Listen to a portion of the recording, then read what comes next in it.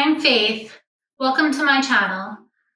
So, tomorrow I start chemotherapy, and today I found out something that I'm not very excited about. 2 weeks ago, when I went to my appointment with my oncologist, they told me that I could bring one guest in with me for my infusion. And I was really happy about that. They said that they had just recently made that change, that because of COVID, they weren't allowing people to bring a guest with them to their infusion, and that had just changed. So I thought, yes, I am so lucky. I am so happy that now I'm allowed to bring somebody. And this whole time, mentally, I've been in the place where I have been expecting to be able to bring my husband with me to treatment. Now, I know it might not seem like it matters if someone's there with you in treatment. I mean, you're just sitting there with an IV in your arm. But for me, I am very anxious and scared. I mean, I freak out if I take a new painkiller or a new supplement. Am I going to have a bad reaction? What's going to happen? I know it's insane. Yeah, I know. I'm crazy.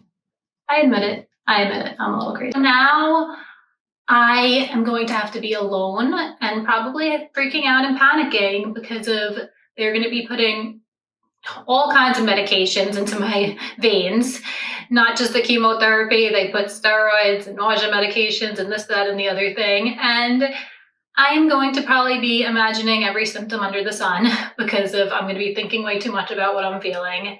And it's just really scary to be having all these medications with all these potentially deadly and very severe side effects.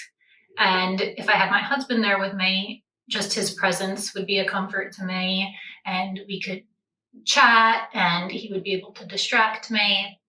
I'm an introvert, so I love being alone. I'm a writer. I love having time to write. I rarely have time to write anymore because I'm busy with my son, and just my mind space hasn't been in the right space to write lately.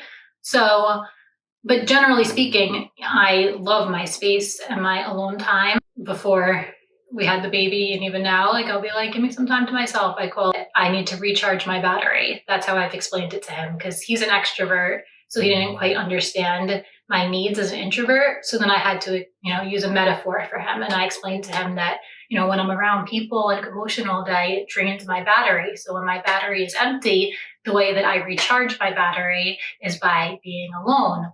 So now, anytime I needed alone time or space, I would say to him, I'm recharging my battery. And then he would check in on me and say, what's your battery at? Is it at 50%, 60%, 2%? And that was our way of him understanding my needs as an introvert, because we are very different with him being an extrovert. So I just went off on a total tangent. But basically my point being, it's not that I don't like being alone. It's that I am terrified. It's when my first time. What if I'm allergic to one of the medications? What if one of they said you could get short of breath, lung toxicity, heart toxicity, and all this scary stuff. What if that happens and I'm alone in a room? How often are the nurses going to be checking on me? I mean, you see, my mind is just racing with all this stuff, and it really sucks, because if I had known ahead of time that I was going to be alone, I would have got mentally prepared for that the past couple weeks. But they told me I was going to be able to bring someone with me. So this whole time I've been visualizing this chemotherapy treatment. I've been visualizing my husband with me holding my hand. And now that's not how it's going to look. It sucks. I'll get through it. I don't want to be a baby about it.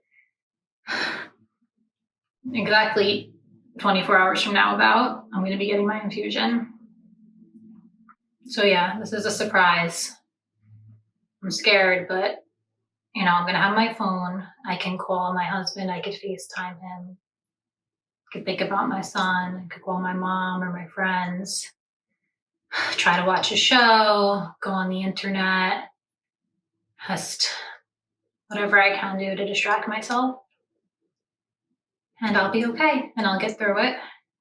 And, this is just me rambling. But this is just what I'm thinking about right now, what I'm going through.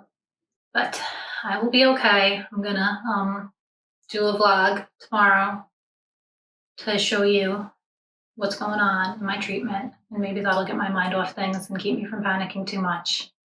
So I really do appreciate all your support, everyone that's been watching my channel and leaving comments and subscribing and liking my videos.